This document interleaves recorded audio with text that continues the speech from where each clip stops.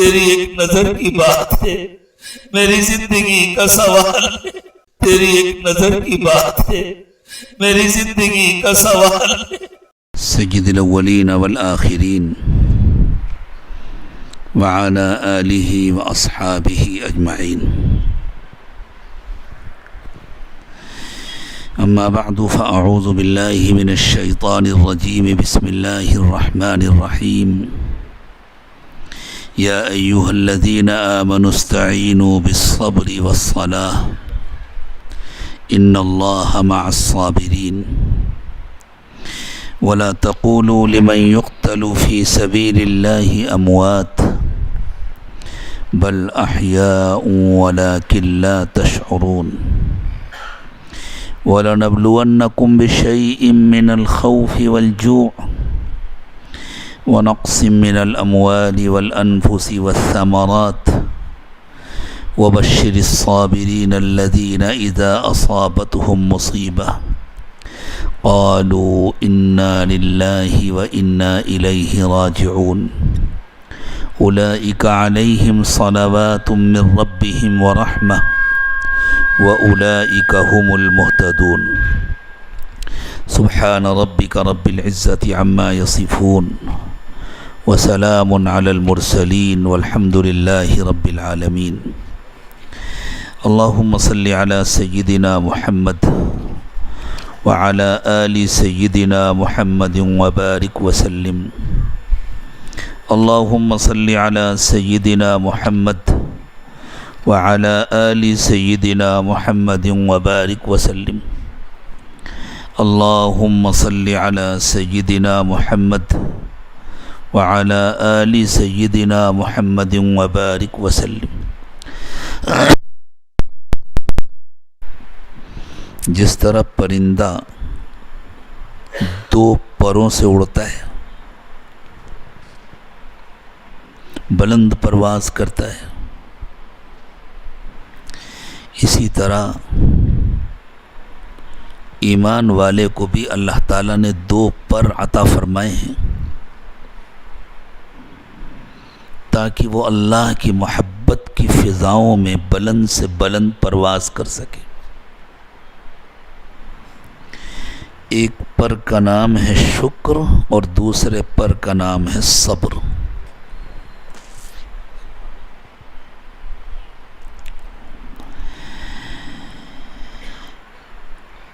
ہر انسان سر سے پیر تک اللہ کی نعمتوں میں ڈوبا ہوا ہے، گننا چاہے کوئی تو گن نہیں سکتا۔ یہ نعمتیں تو ہمیں اللہ نے عطا فرمائی ہیں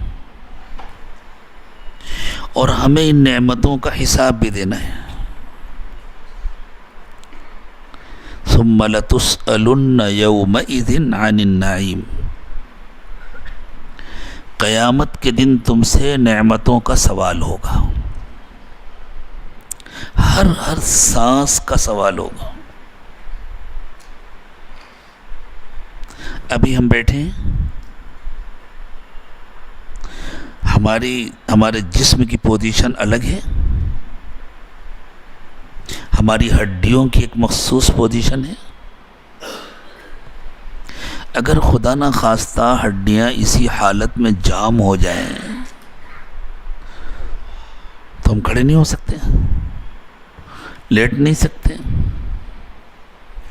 بیٹھے سے ہم کھڑے ہوئے اور ہمارے جسم نے ہمارا ساتھ دیا، یہ اللہ کی کتنی بڑی نعمت ہے۔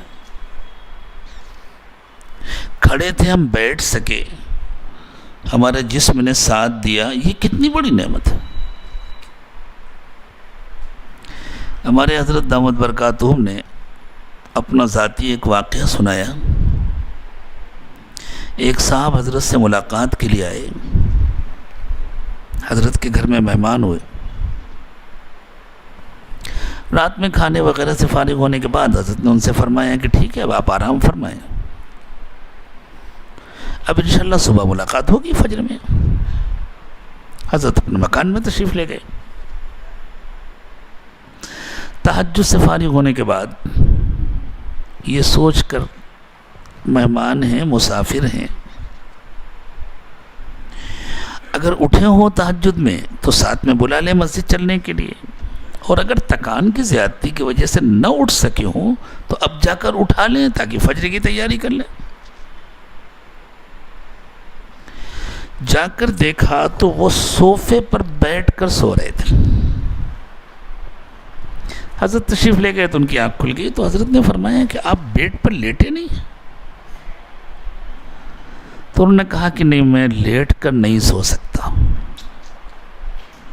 ایک لمبا عرصہ بتلایا،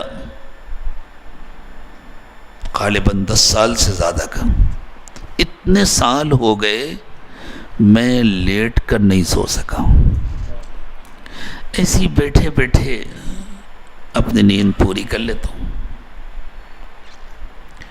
وجہ پوچھی حضرت نے، کیا وجہ ہے؟ تو انہوں نے بتلایا ہے کہ اصل میں اندر انسان کے جسم میں ایک وال ہوتا ہے جو غذا کو باہر نہیں آنے دیتا لیٹنے کی حالت میں۔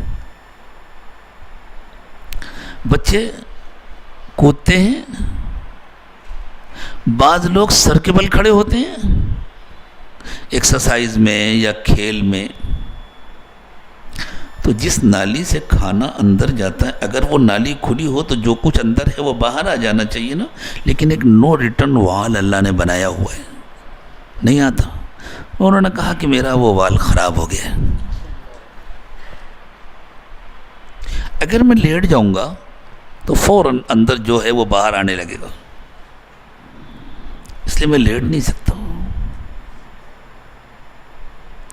اور جب وہ لیٹ نہیں سکتے تو پھر وہ سجدہ بھی نہیں کر پاتے ہوں گے، وہ تو کرسی میں بیٹھ کے اشارے سے نماز پڑھتے ہوں گے، اس لیے کہ سجدے میں تو لیٹنے سے زیادہ پوزیشن دوسری ہوتی ہے نا، اوپر سے نیچے سب کچھ آ جائے۔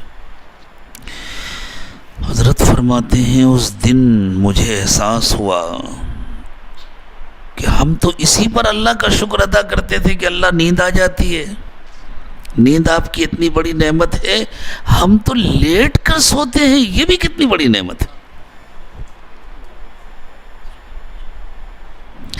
انسان شکایت بہت جلدی کرتا ہے، اور شکایت کرنے کی بنیادی وجہ یہ ہے کہ وہ نعمتوں کو اپنا حق سمجھتا ہے، وہ نعمتوں کو اللہ کا فضل نہیں سمجھتا۔ ہماری کوئی نعمت ہمارا حق نہیں ہے، نہ زندگی ہمارا حق ہے، نہ مکان ہمارا حق ہے، نہ کھانا کپڑا کوئی ہمارا حق ہے، نہ بیوی بچے ہمارا حق ہے، نہ صحت ہمارا حق ہے، نہ ہماری آمدنی ہماری کمائی ہمارا حق ہے۔ اگر 4 لوگوں میں ہم کو اللہ نے عزت دی ہے تو یہ عزت بھی ہمارا حق نہیں ہے۔ اگر لوگ ادب سے احترام سے ملتے ہیں تو یہ بھی ہمارا حق نہیں ہے، سب تو اللہ کا فضل ہے نا۔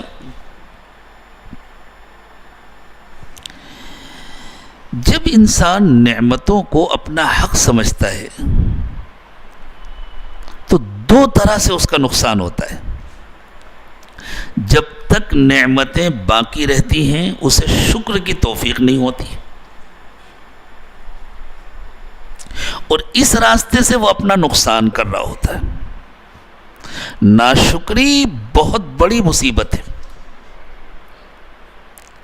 اور جب اللہ کسی نعمت کو واپس لے لیتے ہیں تو اسے صبر کی توفیق نہیں ہوتی، اس راستے سے بھی اپنا نقصان کرتا ہے، شکایت کرتا ہے اللہ تعالیٰ کی، پھر عجیب عجیب باتیں زبان سے نکلتی، پتہ نہیں ہم سے کیا گناہ ہو گیا، ہم کو ایسی مصیبت آ گئی، ایسی تکلیف آ گئی، یعنی گویا وہ یوں سمجھتا ہے کہ ہم تو بہت نیک ہیں، اللہ ظلم کر رہے ہیں، زیادتی کر رہے ہیں، فلاں نعمت ہم سے چھین لی۔ اور جب انسان کی حقیقت پر نظر ہوتی ہے اور اس کا یہ یقین ہوتا ہے کہ کوئی چیز میرا حق نہیں ہے، جو کچھ بھی ہے اللہ کا فضل ہے، ساری چیزیں اللہ کی۔ تو جو نعمتیں حاصل ہیں وہ ان پر شکر ادا کرتا ہے، ہر وقت شکر ادا کرتا ہے، چاہے ہر وقت زبان سے نہ کہے لیکن اس کا دل شکر کے جذبات سے لبریز رہتا ہے، ہر وقت اسے احساس ہوتا ہے یہ بھی اللہ کا کرم ہے، یہ بھی اللہ کا کرم ہے، یہ بھی اللہ کا احسان ہے، میں ان میں سے کسی چیز کا حقدار نہیں ہوں۔ اور اس شکر کے ذریعے وہ پرواز کر رہا ہوتا ہے، اللہ کا قرب اسے حاصل ہو رہا ہوتا ہے، اور شکر سے نعمت کا حق ادا ہوتا ہے تو قیامت کے دن کے حساب سے بچتا ہے بندہ۔ اور جب اللہ تعالیٰ کوئی نعمت واپس لے لیتے ہیں تو وہ شکایت نہیں کرتا، وہ صبر کرتا ہے کہ بھئی یہ نعمت میری تو تھی نہیں، جس کی تھی اس نے واپس لیا، اور وہ چاہتا تو ساری نعمتیں واپس لے لیتا، اس نے ساری نہیں لی، ایک چھوٹی سی نعمت واپس لی، کیا کرنا ہے؟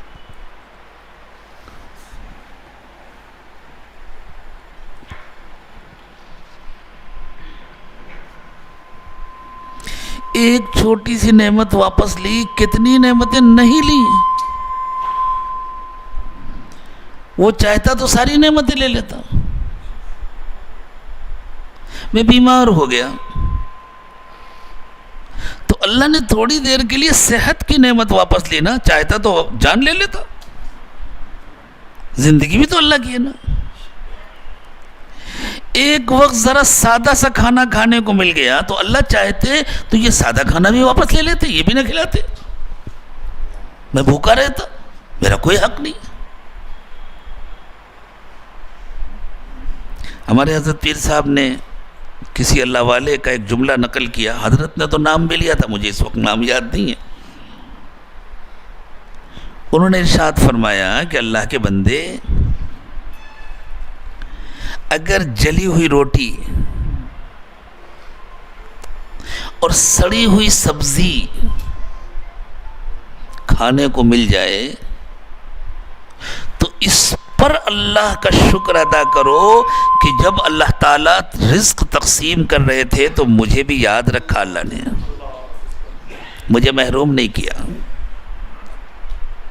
یہ نہ دیکھو کیا ملا، یہ دیکھو کس سے ملا۔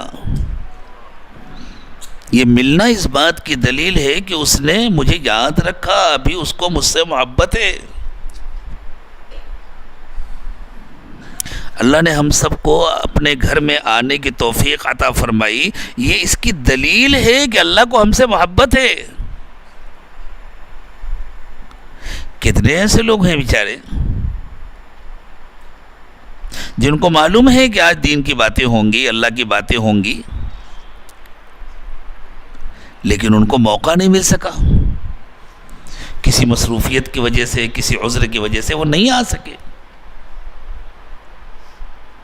اور کتنے ایسے ہیں جن کے پاس کوئی مصروفیت بھی نہیں تھی لیکن ان کو اس کی کوئی اہمیت نہیں ہے، نہیں آئے۔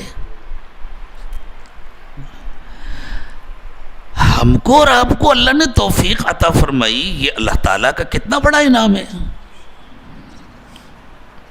ہم اللہ کا نام لینے کے لیے آئے اللہ کے گھر میں۔ اللہ کے رسول صلی اللہ علیہ وسلم نے ارشاد فرمایا، جب اللہ کے گھر میں اللہ کے کچھ بندے اللہ کا نام لینے کے لیے جمع ہوتے ہیں تو جتنی دیر تک وہ اللہ کا نام لیتے رہتے ہیں، اللہ کی باتیں کرتے رہتے ہیں، فرشتے ان کو چاروں طرف سے گھیرے رہتے ہیں۔ ہمیں اس وقت فرشتوں نے گھیرا ہوا ہے، اگرچہ ہم فرشتوں کو دیکھ نہیں پا رہے۔ دیکھیں یہاں نیٹ ورک کام کر رہے ہیں نا، سب کے موبائل کے دکھائی دے رہا کسی کو، لیکن کام کر رہے ہیں نا۔ کیسے پتہ چل رہا ہے کہ کام کر رہا ہے؟ اس لیے کہ ہمارے موبائل کام کر رہے ہیں، نیٹ ورک نہیں نظر آتا لیکن اس کا اثر نظر آتا ہے نا، ہمیں فرشتوں نے گھیرا ہوا ہے. کیسے پتہ چل رہا ہے؟ اس لیے کہ اللہ کا نام لینے میں دل لگ رہا ہے. یہ فرشتوں کی صحبت کا اثر ہے. اٹھ کر بھاگنے کا دل نہیں چاہ رہا. شیطان کی صحبت ہوتی تو بھاگنے کا دل چاہتا. یہ فرشتوں کی صحبت کا اثر ہے. فرشتے قدسی ہیں, نیک ہیں. ان کے ساتھ بیٹھنے سے, ان کی صحبت سے ہمارے دل میں نیکی کا شوق پیدا ہوتا ہے. اللہ کی رحمت چھائی ہوئی ہے اور دلوں میں سکینہ نازل ہو رہا ہے. وہ سکینہ بھی محسوس ہوتا ہے.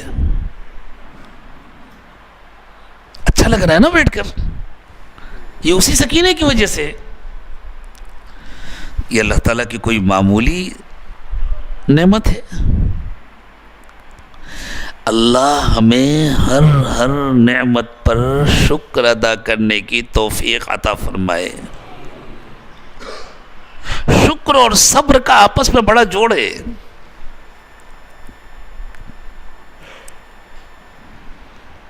ہمارے حضرت کے ایک مرید ہیں, حضرت کے ملک کے. وہ وہاں فوجی آفیسر تھے, نیک متقی, معمولات کے پابند, اللہ سے محبت کرنے والے.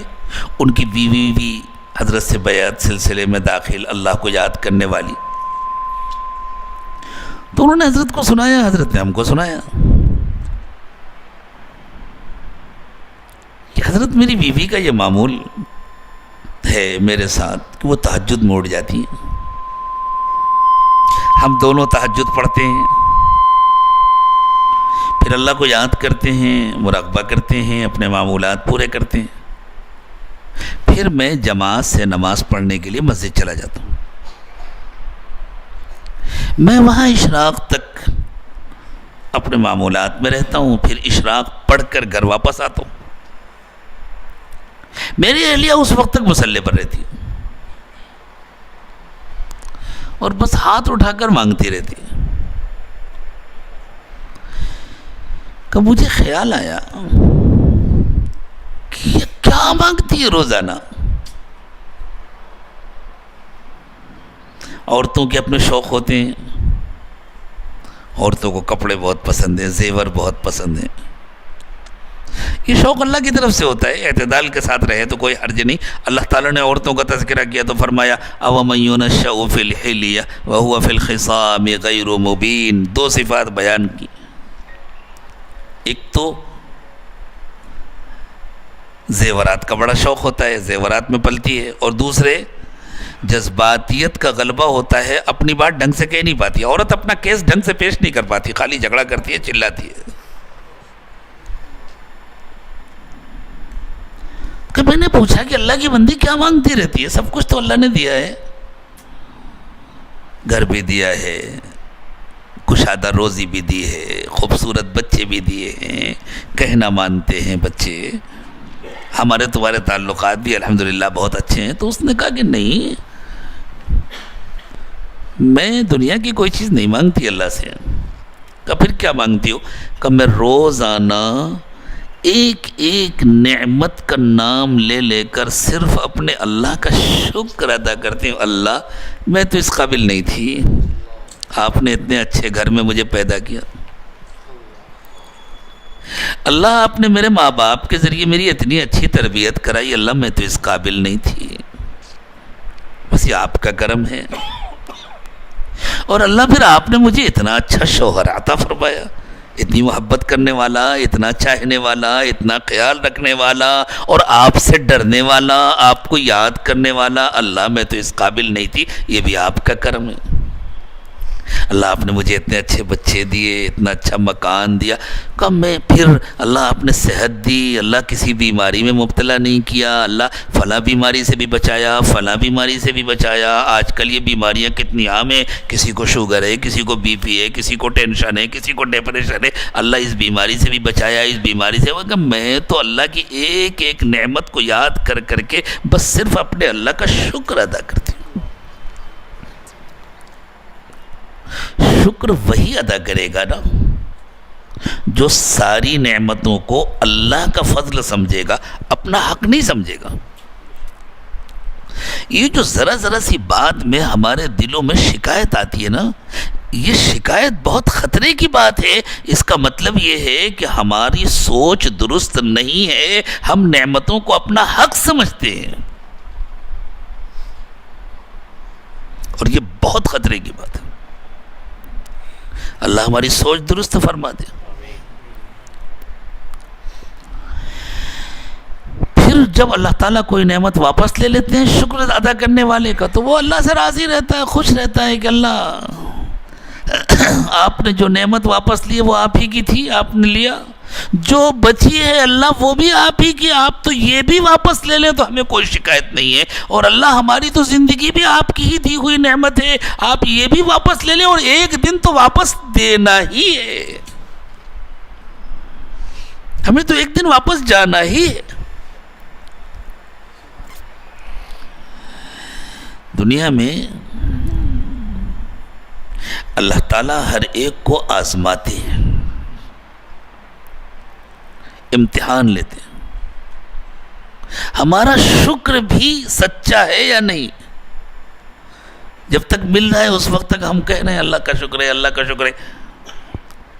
اب جب کوئی نعمت واپس گئی اس وقت اگر ہمارے دل میں شکایت آئی تو اس کا مطلب یہ ہے کہ ہمارا شکر سچا نہیں تھا، دکھاوے کا تھا.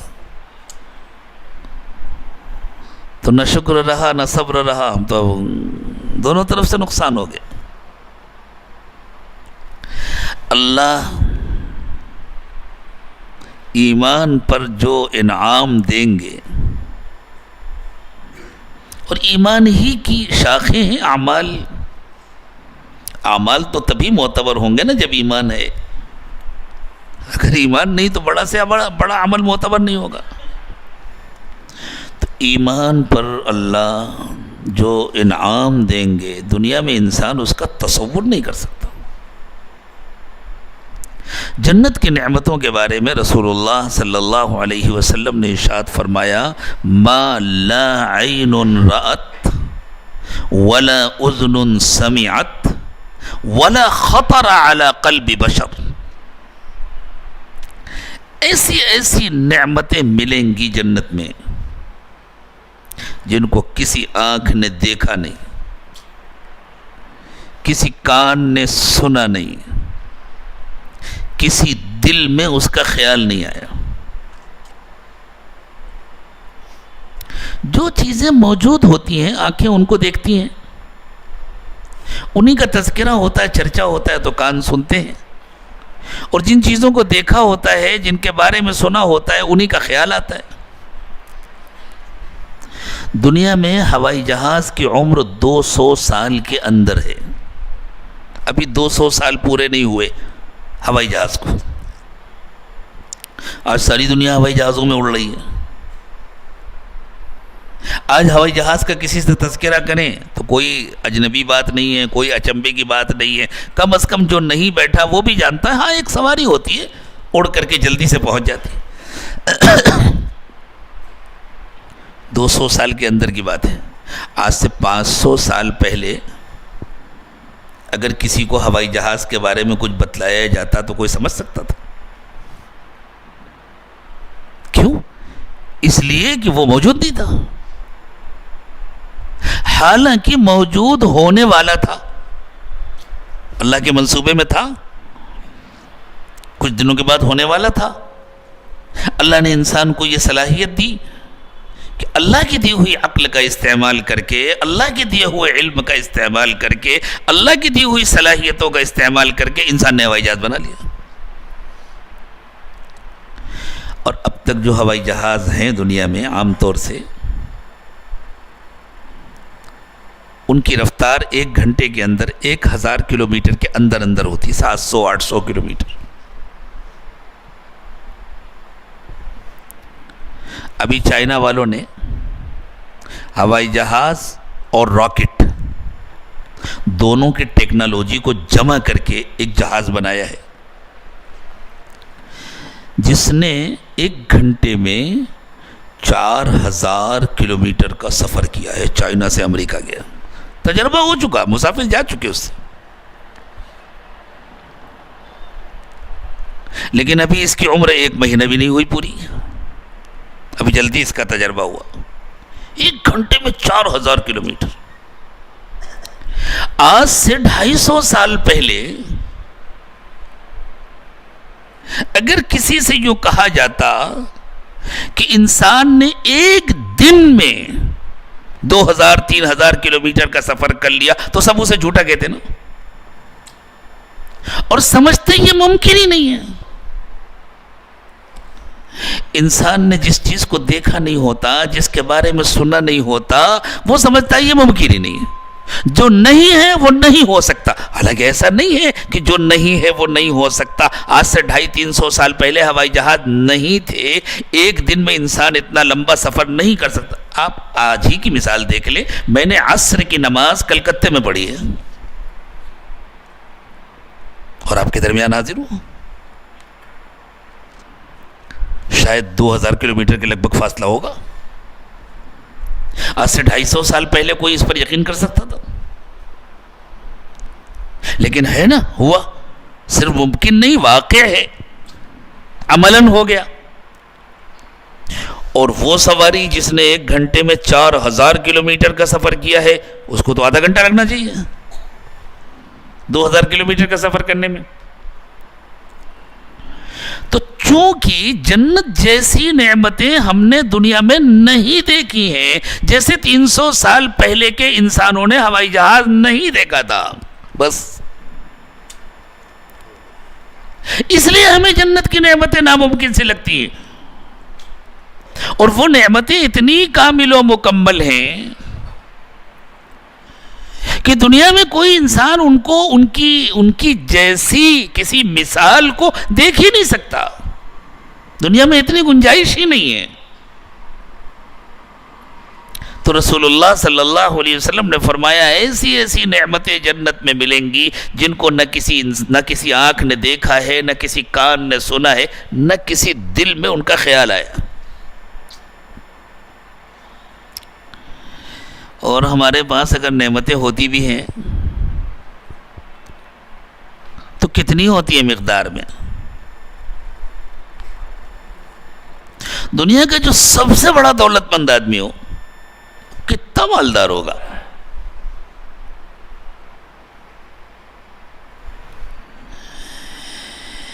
اس کی پوری دولت سے ہمارے ملک کا ایک صوبہ نہیں خریدا جا سکتا. اگر وہ اسکوائر فٹ کے حساب سے, اسکوائر گز کے حساب سے, جو حساب ہوتا ہے زمینوں کے لینے دینے کا, اس حساب سے پیسے دے کر کے خریدنا چاہے تو بڑے سے بڑے دولت مند کی پوری دولت سے ایک صوبہ نہیں, ایک کرناٹک کو نہیں خرید سکتے. پورے ملک کو کون خریدے گا؟ پورے بر اعظم کو کون خریدے گا؟ پوری دنیا کو کون خریدے گا؟ اور اللہ کے رسول صلی اللہ علیہ وسلم نے ارشاد فرمایا کہ جنتیوں کو اللہ تعالیٰ ان کے اعمال کے حساب سے, ان کے ایمان کے درجات کے فرق کے حساب سے الگ الگ سائز کی جنتیں دیں گے. سب کو ایک سائز کی جنت نہیں ملے گی, الگ الگ سائز کی جنت ہوگی. ان میں جو سب سے چھوٹے سائز کی جنت ہوگی, جیسے آپ لوگ مکان بنانے کے لیے پلاٹ لیتے ہیں نا, تو پلاٹ کے الگ الگ سائز ہوتے ہیں. وہ کیا کیا ہوتے ہیں مجھ سے زیادہ آپ کو معلوم ہے, لیکن ہوتے ہیں نا الگ سائز, کوئی چھوٹا ہوتا ہے, کوئی بڑا ہوتا ہے. تو جو سب سے چھوٹی جنت ہوگی وہ ہماری دنیا سے 10 گنا بڑی ہوگی, پوری دنیا سے 10 گنا بڑی ہوگی. تو جو بڑی جنت ہوگی وہ کتنی بڑی ہوگی؟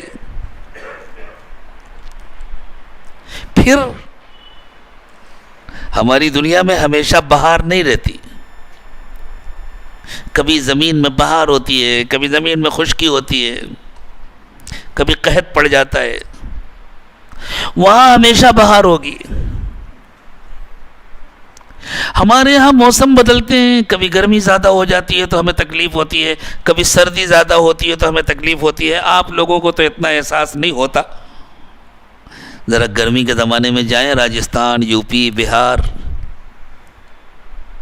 اور دوبارہ سردی کے زمانے میں چلے جائیں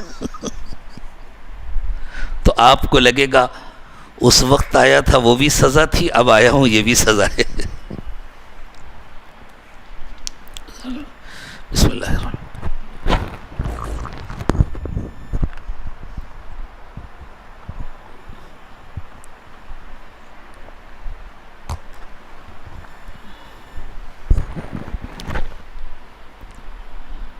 جنت کے بارے میں اللہ نے فرمایا لا یرون فیہا شمسا ولا زمہریرا، نہ تیز دھوپ ہوگی نہ تیز سردی ہوگی، نہایت خوشگوار موسم ہوگا، بس مزہ آئے گا۔ ہماری زمین پر روشنی ہوتی ہے سورج سے، زمین کی اپنی روشنی تو ہے نہیں، سورج سے روشنی ہوتی ہے، زمین اس کے گرد گھومتی ہے، جو حصہ سورج کے سامنے آ جاتا ہے وہ روشن ہو جاتا ہے، جو آڑ میں ہو جاتا ہے وہ تاریک ہو جاتا ہے، جو سورج کے زیادہ سامنے آتا ہے خط استوا پر ہوتا ہے وہاں بہت زیادہ گرمی ہوتی ہے، وہاں کے لوگوں کی جلدیں بھی کالی ہوتی ہیں، پسینہ بھی بہت نکلتا ہے، جیسے آپ کا مدراس ہے اور سری لنکا ہے، یہ علاقہ ہے۔ جنت میں روشنی سورج سے نہیں ہوگی، جنت خود روشن ہوگی، وَأَشْرَقَتِ الْأَرْضُ بِنُورِ رَبِّهَا، وہ خود روشن ہوگی، کسی سورج کی ضرورت نہیں ہوگی وہاں، بس اللہ کے نور سے، اللہ کے حکم سے وہ روشن ہوگی۔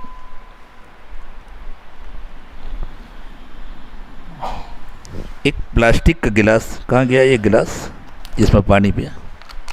ایک پلاسٹک کا گلاس کوئی لینے جاتا ہے تو چیک کرتا ہے پھٹا ہوا تو نہیں ہے؟ کئی پیسے کا ملتا ہے گلاس؟ شاید 1 روپے کا بھی نہیں ہوگا۔ 1 روپے کا گلاس لینے سے پہلے آدمی دیکھتا ہے، چیک کرتا ہے صحیح ہے یا نہیں۔ جس ایمان کے بدلے میں اللہ تعالیٰ اتنی بڑی جنت عطا فرمائیں گے، اللہ اس ایمان کو چیک نہیں کریں گے؟ اللہ کہتے ہیں ہم اس ایمان کو بھی چیک کریں گے۔ جب خطرہ ہوتا ہے نقلی کرنسی کا تو کیسے کیسے نوٹ چیک کیے جاتے ہیں؟ ایک زمانے میں جب 500 کے 1000 کے نوٹ بہت زیادہ نقلی آ رہے تھے مارکیٹ میں، 50 کے نوٹ بھی آ رہے تھے، تو وہ ایک لائٹ آیا کرتی تھی، اس کو نوٹ کے اوپر ڈال کر کے چیک کر، ہم بھی اس زمانے میں کاروبار کرتے تھے تو ایک ایک نوٹ کو اس لائٹ سے چیک کرتے تھے۔ کرتے کہ نہیں کرتے؟ کتنی قیمت تھی؟ وہی 500 کے نوٹ کی کتنی قیمت ہے؟ کب چینج ہوا کب ختم ہوا پتہ بھی نہیں چلتا۔ لیکن کوئی آدمی 500 کا نوٹ نقلی لینا پسند نہیں کرتا۔ اب تو شاید 1000 کے نوٹ کا نام لینا بھی گناہ ہوگا، 2000 کا نوٹ کوئی لینا پسند نہیں کرتا۔ ہمارے ہاں گناہ و ثواب کا معیار بہت جلدی جلدی بدلتا۔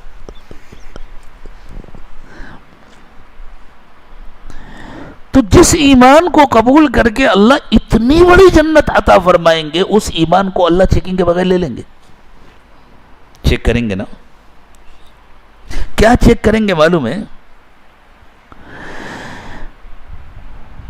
اس ایمان کا ہمارے دل پر کیا اثر پڑا یہ چیک کریں گے۔ اگر ایمان درست ہے تو ہمارا اللہ کے ساتھ تعلق مضبوط ہوگا، ہماری عبادتیں بہت اچھی ہوں گی، نماز میں دل لگتا ہوگا، اور نماز چونکہ سب سے اہم عبادت ہے اس لیے نماز ایک عنوان ہے عبادت کا۔ پھر روزہ رکھنے میں بھی مزہ آتا ہوگا، پھر حج کرنے میں بھی مزہ آتا ہوگا، پھر عمرہ کرنے میں بھی اچھا لگتا ہوگا، پھر جو پیسے خرچ ہو رہے ہیں اس کا افسوس نہیں ہوتا ہوگا، بلکہ خوشی ہوتی ہوگی اللہ نے دیا ہے، اس قابل بنایا ہے کہ اللہ کے گھر جا سکے، پھر غریبوں کو کھلانے میں بھی اچھا لگتا ہوگا۔ سارے کام، سارے خیر کے کام جن سے بندے کو اللہ کا قرب حاصل ہوتا ہے، جن سے اللہ کا تعلق مضبوط ہوتا ہے، وہ ان سارے کاموں کو کرے گا، خوشی خوشی کرے گا، تو اس کا اللہ کے ساتھ تعلق مضبوط ہوگا، اور اس تعلق کے نتیجے میں اس کے دل کا حال درست ہوگا۔ دل کے حال کے درست ہونے کا مطلب یہ ہے کہ اس کے دل میں بندگی کا احساس ہوگا. بندہ کہتے ہیں غلام کو. غلام کو پتا ہوتا ہے اس گھر میں میرا کوئی حق نہیں ہے, میں غلام ہوں, میں خریدا ہوا ہوں. اگر میرا مالک مجھے اچھا کھانا کھلا رہا ہے, اچھے کپڑے پہنا رہا ہے, اچھا روم دیا ہوا ہے مجھے رہنے کے لیے, تو یہ اس کا کرم ہے. وہ چاہے مجھ سے کہہ دے جاؤ باہر سو جاؤ, وہ چاہے مجھ سے کہہ دے روکھی روٹی کھا لو, وہ کہہ دے کچھ بھی نہ کھاؤ. انسان تو ایسا نہیں کہے گا, اس لیے کہ اسے معلوم ہے یہ بیچارہ کچھ بھی نہیں کھائے گا تو میرا کام نہیں کر پائے گا. اللہ تو کسی کے محتاج نہیں ہے. تو ہم تو بندے ہیں نا, اللہ کے غلام ہیں. جب اللہ کے ساتھ تعلق درست ہوتا ہے, جب اللہ کے ساتھ تعلق مضبوط ہوتا ہے, اللہ کی معرفت حاصل ہوتی ہے, تو اپنی بھی معرفت حاصل ہوتی ہے, اپنی بھی حقیقت معلوم ہوتی ہے. اور جب اپنی حقیقت معلوم ہو جاتی ہے اور دل کا حال درست ہو جاتا ہے, تو پھر اسے اللہ کے قرب حاصل کرنے کے یہ دو پر مل جاتے ہیں, ایک شکر, ایک صبر. شکر اور صبر آپس میں ایک دوسرے سے جڑے ہوئے ہیں.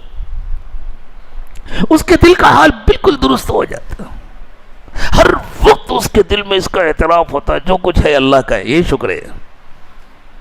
اسی کا اظہار ہوتا ہے الحمدللہ کہہ کر.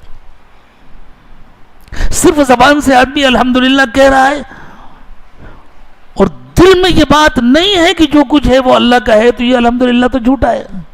یہ تو ایسا ہوا جیسے کسی نے رشوت لی, چوری کیا, دھوکہ دیا, بے ایمانی کی, ہاتھ مارے, پیسے جمع کیے, بلڈنگ بنائی, باہر لکھا ھذا من فضل ربی. تو یہ ھذا من فضل ربی بھی فراڈ ہے. بالکل اسی طرح اگر دل کا حال درست نہیں ہے اور بندہ زبان سے الحمدللہ کہہ رہا ہے, تو یہ الحمدللہ بھی فراڈ ہے. یہ الحمدللہ جہنم میں لے جائے گا, جیسے وہ ھذا من فضل ربی جہنم کا گیٹ ہے. اگر واقعی رب کا فضل سمجھ رہا ہے بندہ, تو رب کا فضل رب کو ناراض کر کے تو نہیں حاصل کیا جا سکتا. پھر روزی کی خاطر جھوٹ نہیں بولے گا, پھر دھوکہ نہیں دے گا, پھر بے ایمانی نہیں کرے گا کہ بھائی جو کچھ ہے میرے رب کا فضل ہے, میں اپنے رب کو ناراض کر کے کیسے فضل حاصل کروں گا. تو پھر اسے شکر نصیب ہوگا. اور اس کو شکر نصیب ہے اور اس کا شکر سچا ہے, اس کو جانچنے کے لیے اللہ کچھ نعمتیں واپس لیں گے. تو یہ جو اللہ تعالیٰ نعمتیں واپس لیتے ہیں, یہ اصل میں ہمارا امتحان ہوتا ہے. اور امتحان میں اگر کوئی کامیاب ہو گیا تو اس کی ترقی ہوتی ہے نا.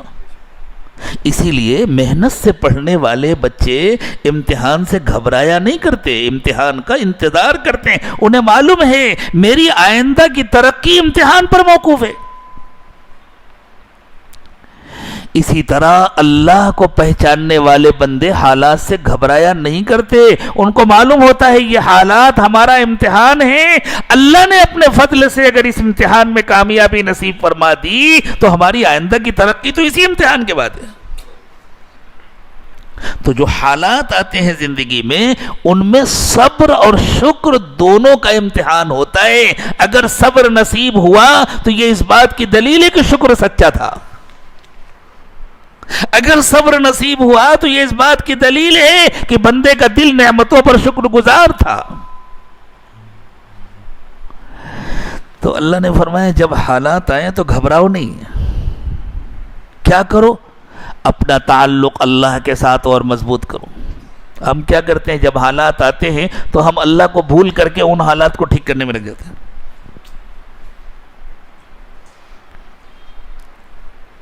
دیکھو اگر کہیں شارٹ سرکٹ ہو, خدا نہ خواستہ دو تاروں کا جوڑ ہو اور ذرا ڈھیلا ہو جائے اور وہاں آگ لگ جائے, تو آگ کہے سے بجھتی ہے؟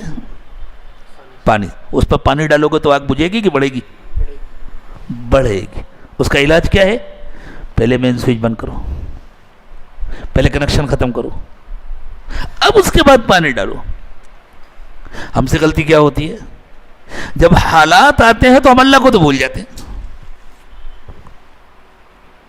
اور خود حالات کو ٹھیک کرنا چاہتے ہیں. نتیجہ یہ نکلتا ہے جتنا پانی ڈالتے ہیں اتنے شعلے بھڑکتے ہیں, جتنا بنانے کی کوشش کرتے ہیں اتنے حالات بگڑتے ہیں. اور ان بگڑے ہوئے حالات کا خطرناک انجام یہ نہیں ہے کہ ہم مر جائیں, وہ تو حالات نہ بھی آئیں تب بھی ہم مر جائیں گے. کوئی بیمار ہے ڈرتا ہے مر جاؤں گا, جو صحت مند ہے وہ نہیں مریں گے. کوئی بھوک سے مر جاتا ہے تو جو دن میں 5 مرتبہ کھانا کھاتے ہیں وہ نہیں مرتے. کوئی بیچارہ سمجھتا ہے کہ میرے پاس پہننے کے لیے کپڑے نہیں ہیں, میں سردی سے مر جاؤں گا, جن کے پاس بہت اچھے کپڑے وہ نہیں مرتے. خطرناک بات یہ ہوتی ہے اگر اللہ صبر اور شکر سے محروم کر دیتے ہیں, اللہ کے ساتھ تعلق درست نہیں ہوتا تو اللہ ایمان سے محروم کر دیتے ہیں. مرنا تو سب کو ہے, پھر ایمان کی موت سے محرومی ہو جاتی. اور جو بغیر ایمان کے دنیا سے گیا اس کے لیے تو اب ہمیشہ کے لیے تکلیف ہی تکلیف ہے. قبر میں بھی تکلیف ہے, حشر میں بھی تکلیف ہے, اور فیصلہ ہو جانے کے بعد ہمیشہ ہمیشہ کی جہنم کی تکلیف ہے. اور اللہ کا بہت بڑا انعام یہ نہیں ہے کہ اللہ دنیا کی بہت دولت دے دیں.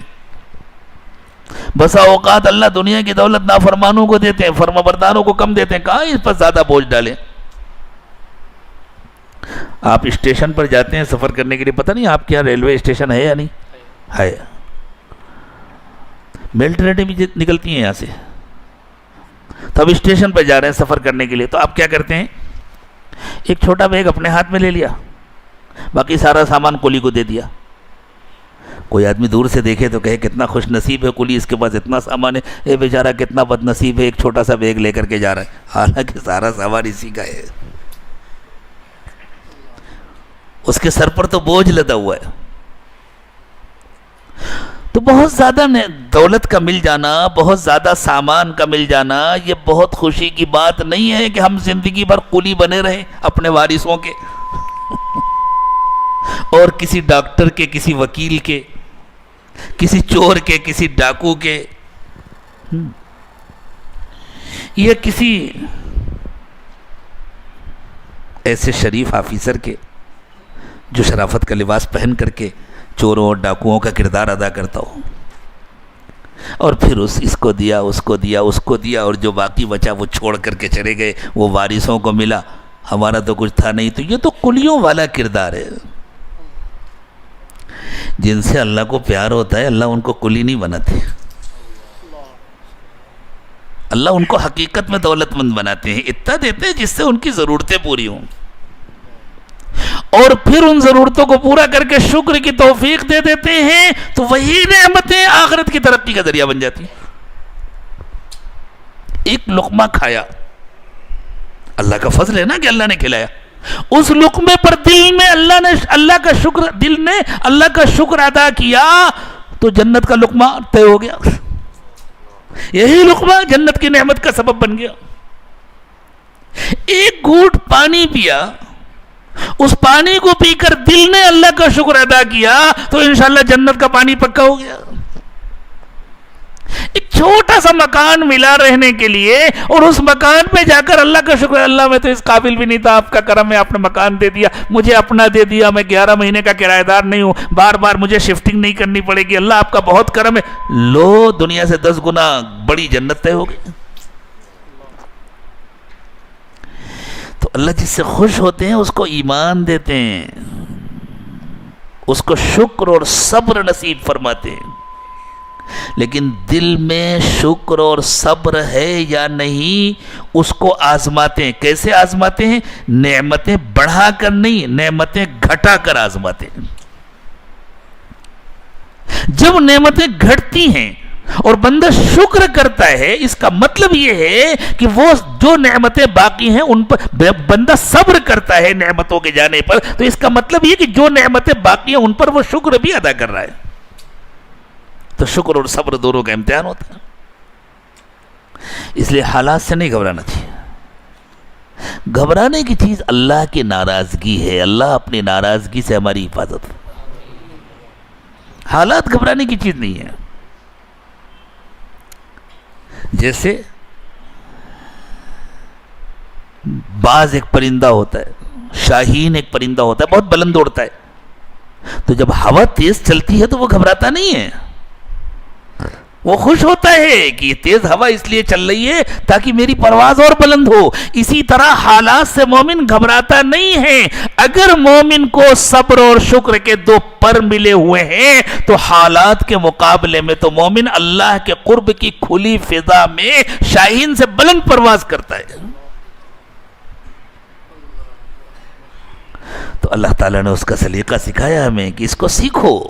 یا ایھا الذین آمنوا استعینوا بالصبر والصلاۃ. ایمان والو حالات کا مقابلہ کرنا سیکھو. ہم بھی تو آج کل حالات کا شکار ہیں نا, تو اللہ کہہ رہے حالات کا مقابلہ کرنا سیکھو. حالات کے مقابلے میں تم کو طاقت کہاں سے ملے گی؟ حالات کے مقابلے میں تم کو قوت کہاں سے حاصل ہوگی؟ حالات کے مقابلے میں تم کو طاقت ملے گی نماز اور صبر کے ذریعے. اللہ سے دل لگاؤ, یہ نماز ہے. نماز تو فرضی ہی ہوئی اللہ کو یاد کرنے کے لیے. اللہ تعالیٰ نے سیدنا موسیٰ علیہ السلام سے ارشاد فرمایا تھا وَأَقِمِ الصَّلَاةَ لِذِكْرِي. موسیٰ نماز قائم کرو میری یاد کے لیے, خشوع والی نماز پڑھو. اس لیے اللہ تعالیٰ نے فرمایا کامیابی خشوع والی نماز میں ہے, ٹکر میں کامیابی نہیں ہے, اٹھک بیٹھک میں کامیابی نہیں ہے. قد افلح المؤمنون الذین هم فی صلاتهم خاشعون. وہ ایمان والے کامیاب ہیں جن کی نمازوں میں خشوع ہوتا ہے. خوب اچھی سے اچھی نماز پڑھو. اب اچھی نماز کیسے پڑھیں گے؟ نماز میں توجہ ادھر ادھر بڑھتی ہے تو توجہ کو یکسو کرنے کے لیے الگ سے مشق کرو.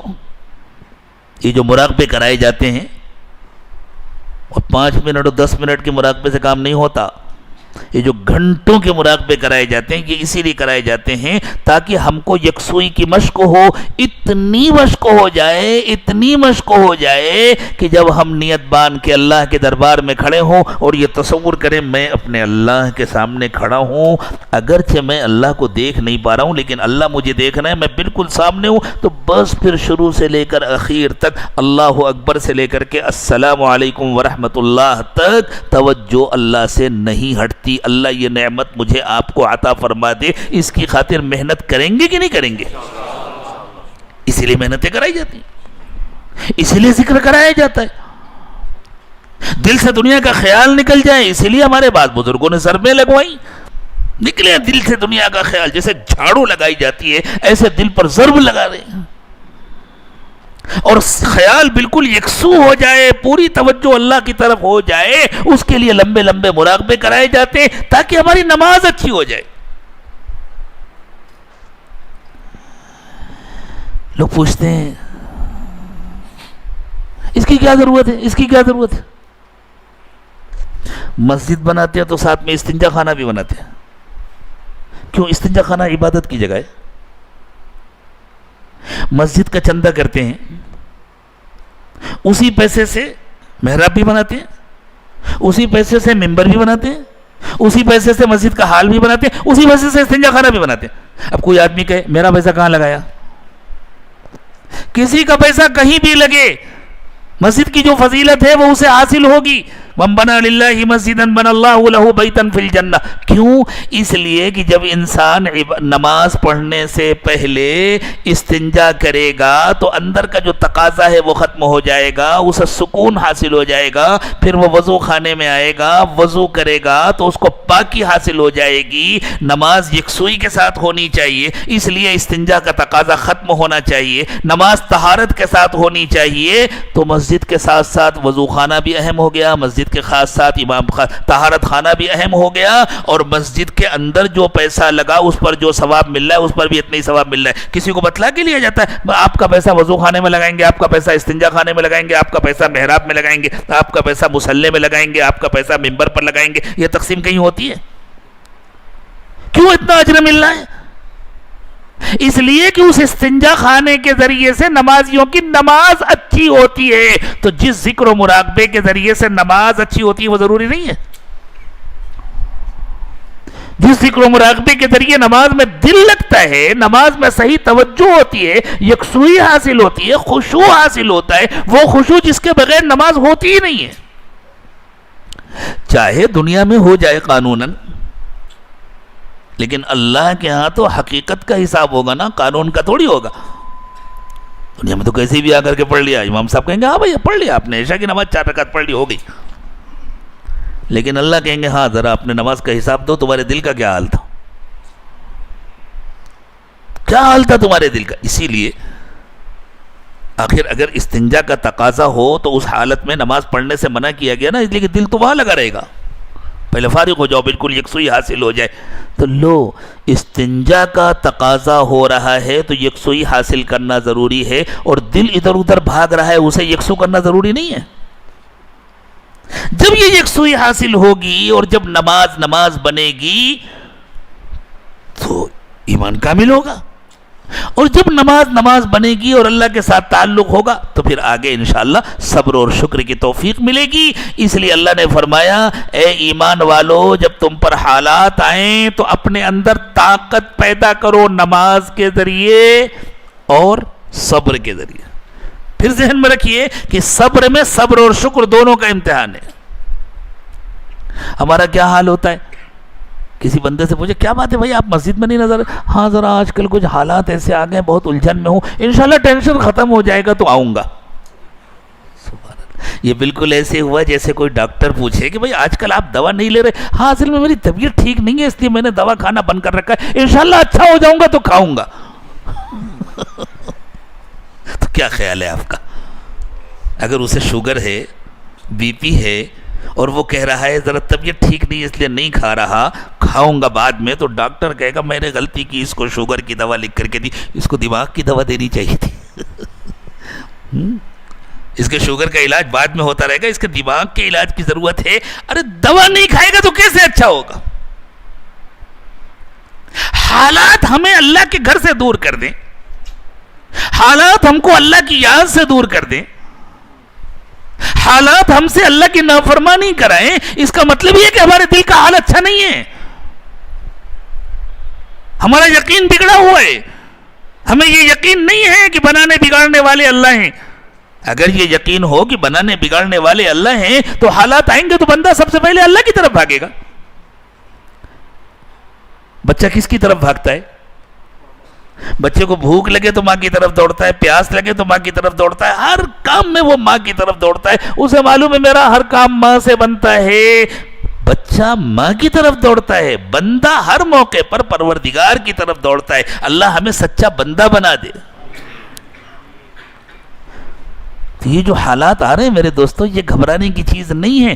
اگر ان حالات کے آنے پر ہمیں اللہ کی طرف دوڑنا نصیب نہیں ہو رہا، اور ان حالات پر اگر ہمیں شکر نہیں نصیب ہو رہا، اور جو باقی نعمتیں ہیں جو اللہ نے عطا فرمائی ہوئی ہیں ان پر، ان حالات پر اگر ہمیں صبر نہیں نصیب ہو رہا اور جو باقی نعمتیں ہیں ان پر شکر نہیں نصیب ہو رہا، تو یہ ہے گھبرانے کی چیز، اور یہ ہو رہا ہے. اس لیے واقعی گھبرانے کی بات ہے. اللہ ہم سب کی حفاظت فرمائے. اور اگر حالات کے آنے کے بعد بندے کا اللہ کی طرف لپکنا بڑھ رہا ہے، دوڑنا بڑھ رہا ہے، اللہ کے ساتھ تعلق بڑھ رہا ہے، اور صبر کی توفیق مل رہی ہے، اور جو نعمتیں باقی ہیں ان پر شکر کی توفیق مل رہی ہے کہ اتنے حالات آئے تو کیا ہوا، زندگی تو سلامت ہے، گھر تو باقی ہے، ابھی رہ تو رہے ہیں، ابھی بہت سارے مواقع ہیں، ملازمت بھی باقی ہے، کھا رہے ہیں، پی رہے ہیں، سو رہے ہیں، جاگ رہے ہیں، اللہ چاہیں گے تو یہ بھی ٹھیک ہو جائے گا. تو صبر بھی نصیب ہو رہا ہے، شکر بھی نصیب ہو رہا ہے، تو پھر تو یہ حالات ہماری ترقی کا ذریعہ ہیں. انشاءاللہ ان سے کوئی نقصان ہونے والا نہیں ہے. اس لیے اللہ نے فرمایا یا ایھا الذین آمنوا استعینوا بالصبر والصلاۃ. ایمان والو اگر حالات آئیں تو طاقت حاصل کرو، مدد حاصل کرو صبر کے ذریعے اور نماز کے ذریعے. ان اللہ مع الصابرین. صبر کرنے والوں کا تو اللہ ساتھ دیتے ہیں. اگر شہر میں مشکل حالات آ جائیں کسی پر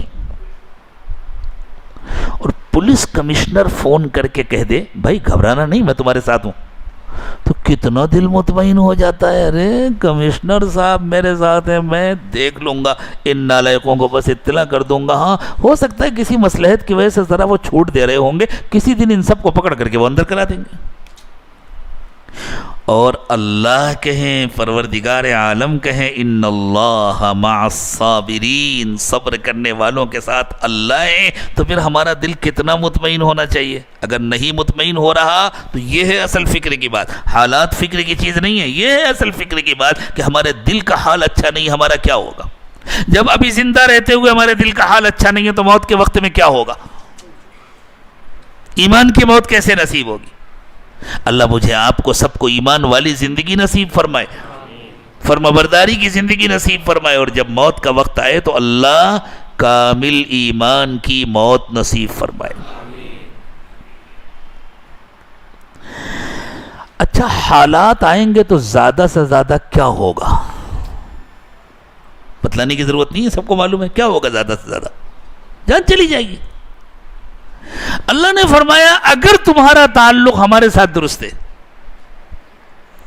اور اگر تمہیں صبر اور شکر نصیب ہے اور ہمارے ساتھ تعلق تمہارا بالکل درست ہے، تمہارے دل کا حال اچھا ہے، اور اس کے بعد حالات کا مقابلہ کرتے کرتے تمہاری جان چلی گئی، تو مرنا تو دنیا میں سب کو ہے، لیکن تمہیں خوشخبری ہو کہ پھر تمہاری موت موت نہیں، دائمی زندگی بن جائے گی. اللہ ایسا اکرام فرمائیں گے. ویسے تو مرنے کے بعد سب زندہ رہتے ہیں، مومن کافر سب زندہ رہتے ہیں مرنے کے بعد. برزخ میں سب کو زندگی ملتی ہے. زندگی نہ ملے تو نعمتیں کس کو ملیں گی؟ قبر میں کیسے ملیں گی؟ اور زندگی نہ ہو تو عذاب کیسے ہوگا؟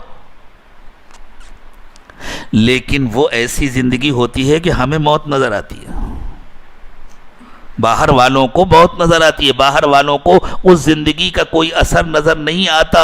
لیکن اللہ فرما رہے ہیں جس پر حالات آئے اور اس نے صبر کیا اور اس کا اللہ کے ساتھ تعلق مضبوط رہا، اور پھر اللہ کا نام لینے کی وجہ سے، اللہ کا کہنا ماننے کی وجہ سے ان حالات کے نتیجے میں اس کی جان چلی گئی، اسے ایسی اعلیٰ درجے کی زندگی ہم دیں گے کہ دنیا والے بھی اس زندگی کا اثر اپنی آنکھوں سے دیکھیں گے.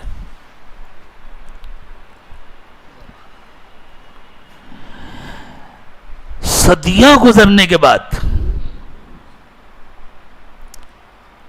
بعض شہیدوں کی قبریں کھلی تو دنیا دیکھ کر حیران رہ گئی. بدن بھی صحیح سلامت، آنکھوں میں بھی وہ چمک جو زندہ انسان کو ہوتی ہے، اور کفن بھی صحیح سلامت محفوظ. مٹی میں کپڑا کتنے دن رہے گا؟ اگر کوئی کپڑا مٹی میں رکھ دیا رہے، مٹی کے اندر رکھ دیا رہے، تو وہ 10-20 سال نہیں رہ سکتا، ختم ہو جاتا ہے، سڑ جاتا ہے، گل جاتا ہے. اور پرانے زمانے کے کپڑے تو سادے سے ہوتے تھے.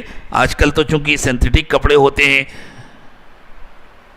ان میں کچھ پیٹرولیم کا حصہ ہوتا ہے، اس کی وجہ سے کچھ ان کی عمر زیادہ ہو جاتی ہے، بڑھ جاتی ہے. لیکن پہلے زمانے میں جو خالص کاٹن کے کپڑے ہوتے تھے وہ تو 1-2 سال گزرنے کے بعد یوں ہی کمزور ہو جاتے تھے.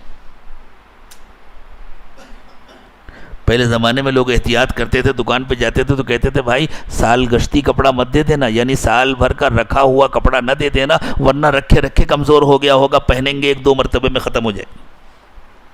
صحابہ کرام کے زمانے کا کپڑا کتنا سادہ ہوتا تھا، ہاتھ سے دھاگا بنایا جاتا تھا، گھروں میں ہاتھ سے بنا جاتا تھا، سادہ سادہ کپڑا ہوتا تھا. بعض صحابہ کرام جو رسول اللہ صلی اللہ علیہ وسلم کے وصال کے بعد جو اللہ کے راستے میں شہید ہوئے تھے، حضرت حذیفہ ابن یمان، حضرت عبداللہ ابن جابر، غالباً پچھلی صدی میں عراق میں ان کی قبریں کھولی گئیں، چونکہ انہوں نے خواب میں آ کر کے بتلایا بادشاہ کو اور وہاں کے مفتی اعظم کو کہ ہماری قبروں میں پانی آ رہا ہے، ہمیں دوسری جگہ منتقل کرو، اور ان کی قبریں کھولی گئیں اور ان کو منتقل کیا گیا. 1300 سال سے زیادہ کا عرصہ گزر چکا تھا. بڑے بڑے ماہر آنکھوں کے اسپیشلسٹ ڈاکٹروں نے وہاں کھڑے کھڑے کلمہ پڑھا ان کی آنکھیں دیکھ کر. تو زندہ تو سب رہتے ہیں مرنے کے بعد. زندہ نہ ہوتے تو قبرستان میں ہمیں کیوں حکم دیا جاتا ہے کہ جب وہاں جاؤ تو سلام کرو, کہو السلام علیکم یا اہل القبور. کئی مردوں کو سلام کیا جاتا ہے, کوئی دیواروں کو سلام کرتا ہے. زندہ انسانوں کو سلام کیا جاتا ہے نا. لیکن ان کی زندگی ایسی ہوتی ہے کہ اس کے اثرات دنیا میں نظر آتے ہیں, زندہ انسانوں کو اپنی آنکھوں سے نظر آتے ہیں. جب ہم انسانوں کو ان کی زندگی کے اثرات اپنی آنکھوں سے نظر آتے ہیں تو اللہ کا ان کے ساتھ کیسا معاملہ ہوگا, اللہ کا ان کے ساتھ کیسا اکرام ہوگا. دنیا میں مرنے کے بعد قیامت سے پہلے کوئی جنت میں نہیں جائے گا, بڑا سے بڑا ولی بھی جنت میں نہیں جائے گا. ان کی قبر میں جنت کی کھڑکی کھول دی جاتی ہے, ان کی قبر کو کشادہ کر دیا جاتا ہے تا حد نظر, لیکن وہ یہی ہوتی ہے. وہ ان کے لیے ایک چھوٹی سی جنت بنا دی جاتی ہے لیکن وہ زمین میں ہوتی ہے. کھڑکی کھول دی جاتی ہے, قبر کی ہوائیں آتی رہتی ہیں. لیکن شہیدوں کے بارے میں اللہ کے رسول صلی اللہ علیہ وسلم نے فرمایا کہ ان کو اللہ تعالی سبز رنگ کے پرندوں کا جسم دے دیتے ہیں, اس میں ان کی روح ڈال دی جاتی ہے اور انہیں جنت میں جہاں دل چاہے وہاں جانے کی آزادی ہوتی ہے. جاؤ گھومو پھرو. ان کے جسموں کو تو اللہ اسے محفوظ رکھتے ہیں, ان کے کفن کو محفوظ رکھتے ہیں کہ ہر دیکھنے والے کو نظر آتا ہے, اور اس کے ساتھ ان کو جنت میں جانے کی اجازت مل جاتی ہے. جاؤ گھومو پھرو. وہ پرندوں کی شکل میں ہوتے ہیں, جہاں دل چاہے وہاں بیٹھیں, جس درخت سے چاہیں پھل کھائیں, جس چشمے سے چاہیں پانی پئیں, جہاں چاہیں بسیرا کریں. قیامت تک کے لیے ان کو یہ موقع دے دیا جائے گا, اور جب حساب کتاب ہو جائے گا اس کے بعد پھر جیسے انسان ہے ایسے اعلیٰ درجے کے نہایت خوبصورت انسان بن کر کے پھر وہ اپنی جنت میں عیش کریں گے ہمیشہ ہمیشہ کے لیے. تو اللہ فرما رہے ہیں حالات سے مت گھبراؤ. حالات, زیادہ سے زیادہ حالات کا نتیجہ کیا ہو سکتا ہے؟ جان جائے گی. تو نہ آئے حالات تو کیا جان نہیں جائے گی؟ اگر حالات نہ آئے تو کیا جان نہیں جائے گی؟ جو بڑے خوشحال ہیں کیا وہ نہیں مرتے؟ جو حکمراں ہیں کیا وہ نہیں مرتے؟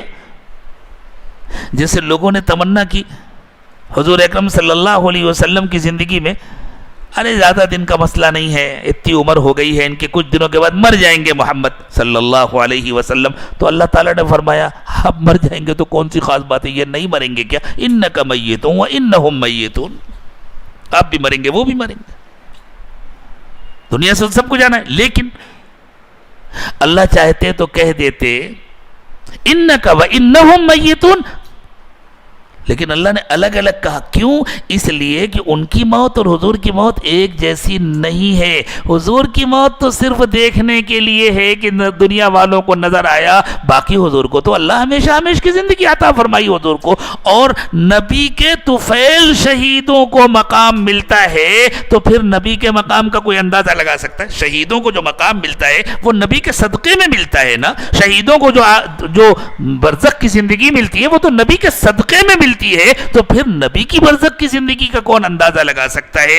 اس لیے نبی کی موت کو عام انسانوں کی موت پر قیاس نہیں کیا جا سکتا. یہ بالکل الگ ہے, وہ بالکل الگ ہے. اس لیے اللہ نے دونوں کو الگ الگ کر کے ذکر کیا. ظاہر میں یہ نظر آئے گا ان کا بھی انتقال ہوا, ان کا بھی انتقال ہوا. انک میت وانہم میتون, ایسا نہیں ہے. اللہ تعالیٰ کے پاس الفاظ کچھ زیادہ ہو گئے تھے تو ایک پہ ایک فری لگا رہے تھے.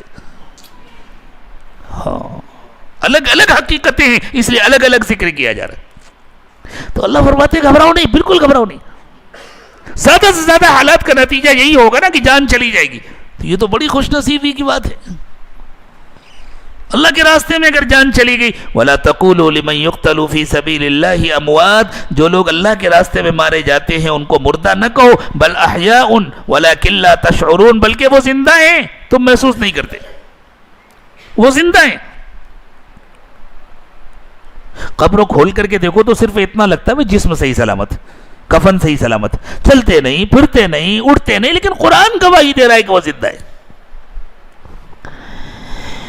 وَلَنَبْلُوَنَّكُمْ بِشَيْءٍ مِّنَ الْخَوْفِ وَالْجُوعِ, دیکھو ہم یوں ہی تمہارے ایمان کو قبول کر کے تمہیں اتنی بڑی جنت نہیں دے دیں گے, ہم پرکھیں گے, جانچیں گے.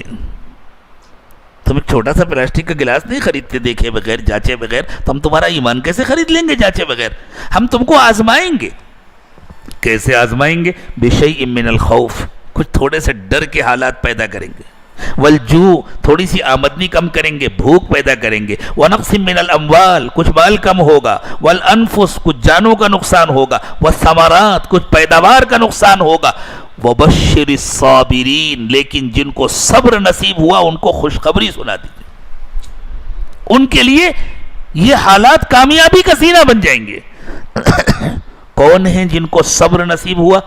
الذین اذا اصابتهم مصیبت قالوا انا للہ وانا الیہ راجعون.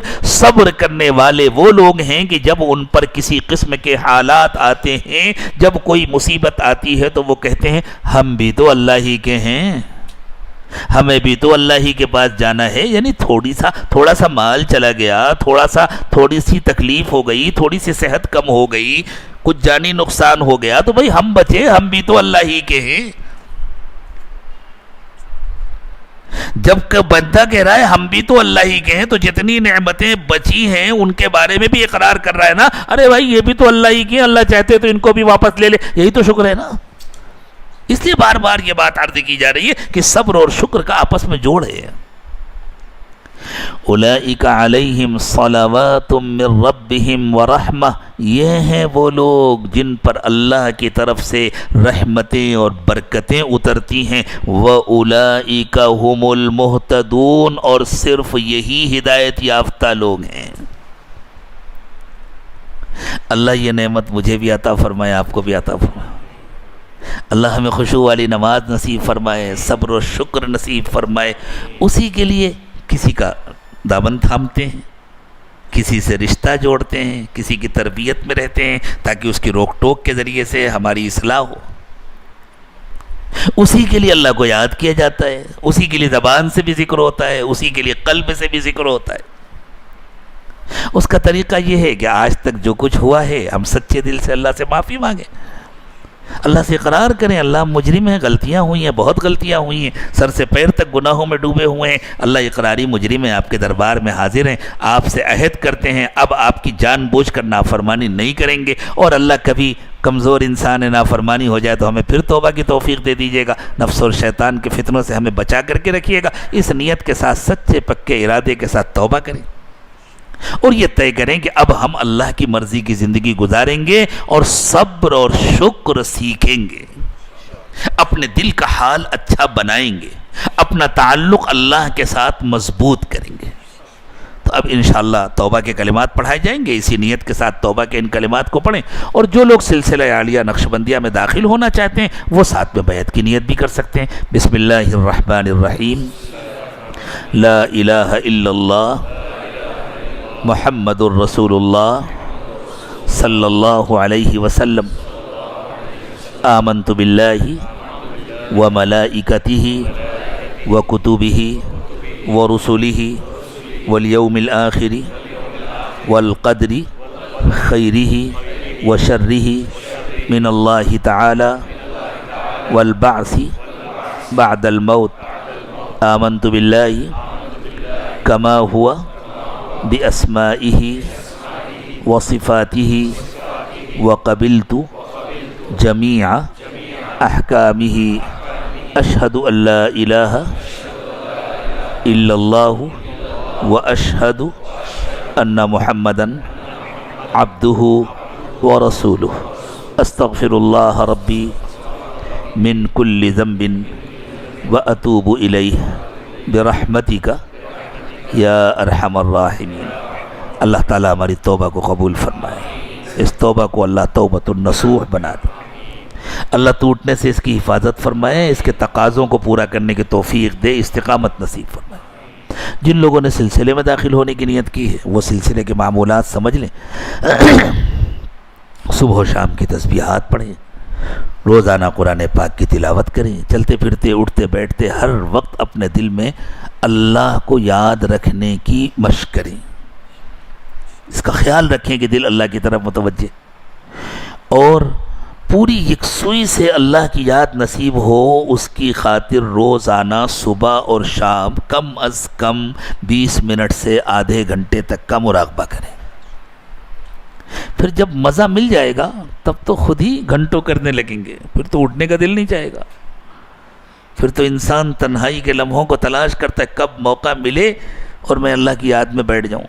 لیکن شروع میں تو 20 منٹ مشکل ہوتا ہے، آدھا گھنٹہ مشکل ہوتا ہے۔ جن کو بہت مشکل پیش آئے وہ ٹائمر لگا لیا کریں، وہ طے کر لیں انشاءاللہ۔ جب تک ٹائمر بجے گا نہیں اس وقت تک آنکھ کھولیں گے نہیں، اس وقت تک اٹھیں گے نہیں۔ خیالات آئیں گے، شیطان اٹھانے کی کوشش کرے گا، اور موبائل بھی بند کر دیا کریں، یا سوئچ یا تو بیل بند کر کے الگ رکھ دیا کریں ٹائمر لگا کر کے۔ کیوں؟ پہلے شیطان آپ کو اٹھانا چاہے گا، جب آپ نہیں اٹھیں گے نا تو کسی کے دل میں جا کے ڈالے گا اس کو فون کرو، وہ آپ کو فون کرے گا۔ عین عبادت کے موقع پر جو فون آتے ہیں یہ سب شیطان کی کارستانی ہوتی ہے، وہ حرکتیں کرتا ہے، اس کے لیے کوئی مشکل تھوڑی ہے۔ آپ کے اوپر کامیابی نہیں مل رہی، اس کے دل میں ڈالے گا، اس کے دل میں ڈالے گا۔ تھوڑی دیر کے لیے بیل بند کرو، بعد میں دیکھیں گے، کال بیک کر لیں گے انشاءاللہ۔ اس طرح یکسوئی کے ساتھ بیٹھیں، خیالات آئیں بالکل گھبرائیں نہیں۔ ان خیالات کا علاج یہی ہے کہ پابندی سے مراقبہ کریں، مراقبے کے نتیجے میں وہ خیالات ختم ہوں گے انشاءاللہ۔ اور مہینے میں ایک مرتبہ اپنے شیخ کو اپنے حالات کی اطلاع کریں، واٹس ایپ کے ذریعے اطلاع کریں۔ اگر ملاقات ممکن ہو تو ملاقات کر کے بتلائیں اپنے حالات، ورنہ واٹس ایپ کے ذریعے اطلاع کریں۔ اور ساتھ میں جب بھی اطلاع کریں تو اپنا نام اور اپنے شہر کا نام ضرور لکھیں۔ بعض لوگ اپنے حالات لکھتے ہیں، کچھ وہ دعا کے لیے لکھتے ہیں اور پھر نام نہیں لکھتے، نہ اپنا نام لکھتے ہیں نہ اپنے شہر کا نام لکھتے ہیں، بعد میں شکایت کرتے ہیں کہ ہمیں جواب نہیں ملا۔ اول تو یہ ہے کہ کوئی ایسی بات اگر ہوتی ہے جس میں جواب ضروری ہو تب جواب دیا جاتا ہے، ورنہ اتنے بہت سے پیغام آتے ہیں جو دعا کے لیے بات ہوتی ہے، پیغام ہوتا ہے اس کو دیکھ کر کے دعا کی جاتی ہے۔ بھائی دعا تو اللہ سے کرنی ہے نا، دعا جو درخواست کر رہا ہے اس سے تھوڑی دعا کرنی ہے، اللہ سے دعا کرنی ہے۔ ہم تو اپنے دوستوں سے کہتے ہیں اگر آپ نے دعا کی درخواست کی ہے، لکھا ہے اور آپ نے دیکھا کہ نشان نیلا ہو گیا، اس کا مطلب یہ ہے کہ آپ کی بات پہنچ گئی ہے، آپ کا خط پڑھ لیا گیا ہے۔ اب اس کے بعد اچھی امید رکھیں کہ دعا کی جائے گی۔ ہمارے بتلانا ضروری ہے کہ ہم آپ کے لیے دعا کر رہے ہیں، اللہ سے دعا کریں گے۔ لیکن اگر کوئی ایسی بات ہے جس کا جواب ضروری تو جواب دیا جائے گا، لیکن جواب اسی وقت دیا جائے گا جب نام اور مقام ہوگا۔ اور جو لوگ دعا کے لیے بھی لکھتے ہیں اور اپنا نام اور مقام نہیں لکھتے، ان کا پیغام پڑھ کر کے ذرا دل کو تقدر تو ضرور ہوتا ہے کہ بھئی یہ کیا بات ہوئی، آپ نے لکھا ہے اور نہ اپنا نام لکھا ہے نہ اپنا مقام لکھا ہے، یہ تقدر اچھا نہیں ہے۔ آداب سیکھنے کی ضرورت ہوتی ہے، کبھی کبھی بے ادبی سے بڑا نقصان ہو جاتا ہے۔ اللہ تعالیٰ سب کی حفاظت فرمائے۔ اور آپ کے ہاں قریب میں ماشاءاللہ ہر مہینے خانقاہ کی مجلس ہوتی ہے، اس مہینے بھی اخیر میں آخری ہفتے میں مجلس ہوتی ہے مہینے میں، انشاءاللہ جمعے کو شام سے شروع ہوگی اور اتوار کو دوپہر تک ظہر تک چلے گی۔ تو موقع ملے تو وہاں تشریف لے آیا کریں، وہاں ہمارے ساتھ رات گزاریں، رات کے اعمال میں شرکت کریں اور پھر دن کے پروگرام میں بھی رہیں، بیان میں بھی رہیں، ساتھ میں طویل مراقبہ بھی کریں، تو انشاءاللہ بہت نفع ہوگا۔ اب تھوڑی دیر دعا سے پہلے، کافی دیر تو آپ نے انتظار کر لیا، اب تھوڑا سا اللہ کی طرف متوجہ ہو جائیں، مراقبہ بھی کر لیں، پھر انشاءاللہ دعا کریں گے۔ آنکھیں بند کر لیں، سر کو جھکا لیں، دنیا اور دنیا میں جو کچھ بھی ہے اس سب سے ہٹ کٹ کر اللہ کی یاد میں کھو جائیں، اور یہ نیت کریں کہ اللہ کی رحمت آ رہی ہے، میرے دل میں سما رہی ہے، میرے دل سے گناہوں کو دھو رہی ہے، اور میرا دل کہہ رہا ہے اللہ اللہ اللہ۔ زبان سے اللہ اللہ نہ کہیں، بس یہ نیت کریں کہ دل اللہ اللہ کہہ رہا ہے، میں سن رہا ہوں۔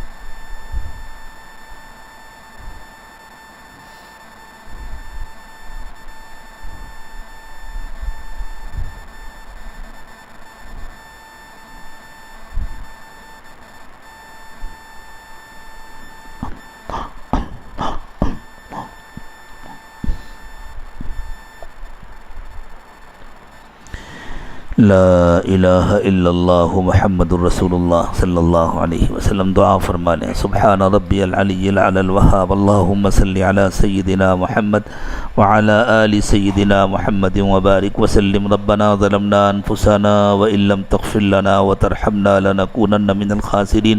پروردگار عالم، ہم آپ کے عاجز و کمزور بندے ہیں، ہمارے حال پر رحم فرمائے. اللہ ہمیں اپنے نیک و مقبول بندوں میں شامل فرما لیجئے. اللہ مردوں کو بھی قبول فرما لیجئے، عورتوں کو بھی قبول فرما لیجئے، بچوں کو بھی قبول کر لیجئے، اللہ بوڑھوں کو بھی قبول فرما لیجئے. اللہ ہم سب کو اپنے نیک و مقبول بندوں میں شامل فرما لیجئے. اللہ اب تک کے گناہوں کو معاف فرما دیجئے. بقیہ زندگی کو پچھلی زندگی کا کفارہ بنا دیجئے. آنے والے وقت کو پچھلے وقت سے بہتر بنا دیجئے. اللہ ہمارے ایمان کو کامل کر دیجئے. اللہ ہمارے ایمان کو کامل کر دیجئے. اللہ حالات کی گھبراہٹ ہمارے دلوں سے نکال دیجئے. اللہ ہمیں شکر کی اور صبر کی حقیقت نصیب فرما دیجئے. لیکن اللہ ہم آپ کے بہت کمزور بندے ہیں. اللہ ہمیں آزمائش سے بچا لیجئے. اللہ کسی ایسی آزمائش میں نہ ڈالیے جو ہماری برداشت سے باہر ہو، جو ہماری طاقت سے باہر ہو. اللہ ہمیں صبر و شکر نصیب فرمائیے. اللہ ہماری مدد فرمائیے، نصرت فرمائیے. اللہ دنیا بھی بنا دیجئے، آخرت بھی بنا دیجئے. اللہ آپ کے یہ بندے اتنی دیر سے آپ کے گھر میں صرف آپ کی محبت میں بیٹھے ہیں، آپ کی بات سننے کے لیے بیٹھے ہیں، اپنی آخرت بنانے کے لیے بیٹھے ہیں، اپنے کو جہنم سے بچانے کے لیے بیٹھے ہیں. اللہ آپ ایسے موقعوں پر فرشتوں سے کہتے ہیں کہ فرشتوں، جس جہنم سے وہ ڈر رہے تھے میں نے اس سے ان کو بچا دیا.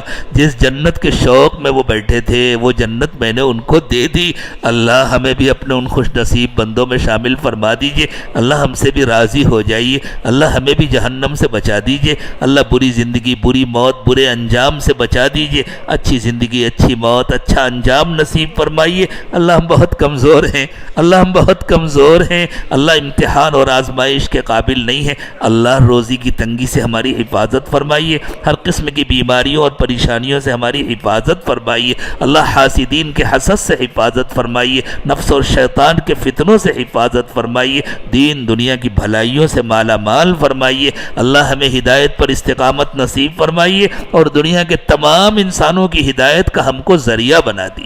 اللہ دنیا کے تمام انسانوں کی ہدایت کا ہم کو ذریعہ بنا دیجئے. اللہ ہر کچے پکے گھر میں اپنا پیغام پہنچا دیجئے اور اس کے لیے ہم سب کو بطور سبب اور ذریعے کے قبول فرما لیجئے. اللہ اٹھنے سے پہلے اس پورے مجمع کی مغفرت فرما دیجئے.